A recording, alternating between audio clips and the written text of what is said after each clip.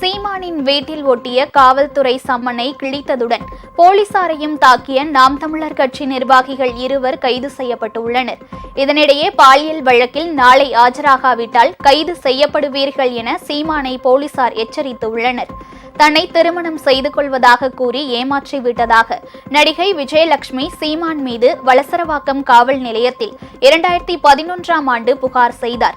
அதன் பேரில் சீமான் மீது போலீசார் வழக்கு பதிவு செய்தனர்.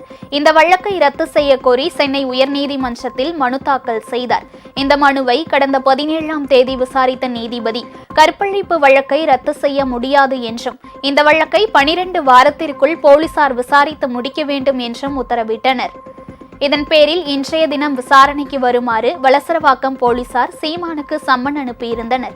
ஆனால் சீமான் விசாரணைக்கு ஆஜராகவில்லை. அவருக்கு பதிலாக வழக்கறிஞர்கள் ஆஜராகி சீமான் வெளியூர் சுற்றுப்பயணத்தில் இருப்பதால் இன்றைய தினம் விசாரணைக்கு ஆஜராக இயலவில்லை.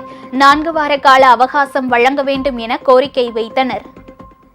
முழுக்க அரசியல் காரணங்களுக்காக, அரசியல் அழுத்தத்துக்காக இது அளிக்கப்பட்ட ஒரு சம்மன் என்பது உயர்நீதிமன்றம் அளித்த தீர்ப்பை எதிர்த்து உச்ச நீதிமன்றத்திலே அண்ணன் சீமான் அவர்கள் மேல்முறையீடு செய்த வழக்கு SLP, அந்த வழக்கு உச்ச நீதிமன்றத்திலே வெகு சில நாட்களிலே விசாரணைக்கு வர உள்ளது.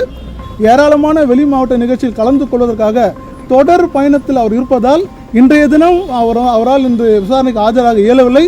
எனவே நாங்கள் இந்த விசாரணையை குறைந்தபட்சம் 4 வாரங்களுக்கு ஒத்திவைக்க வேண்டும் என்று கோரிக்கையோடு எழுத்துப்பூர்வமாக நான் இன்று கடிதம் கொடுத்திருக்கிறேன். ஆனால் இதை ஏற்காத போலீசார் நாளை விசாரணைக்கு வர வேண்டும் என கூறி சென்னை நீலாங்கரையில் உள்ள சீமான் வீட்டில் மீண்டும் ஒரு சம்மனை ஒட்டியுள்ளனர். ஆஜராகாத பட்சத்தில் கைது செய்யப்படுவீர்கள் என்றும் அதில் எச்சரிக்கை விடுக்கப்பட்டுள்ளது. அந்த சம்மனை கிழித்ததுடன் காவல்துறையினரையும் சீமான் உதவியாளர்கள் தாக்கியதாக கூறப்படுகிறது. இது தொடர்பாக நாம் தமிழர் கட்சி நிர்வாகிகள் அமல்ராஜ், நெல்லை சுப்பராஜ் ஆகியோர் கைது செய்யப்பட்டுள்ளனர்.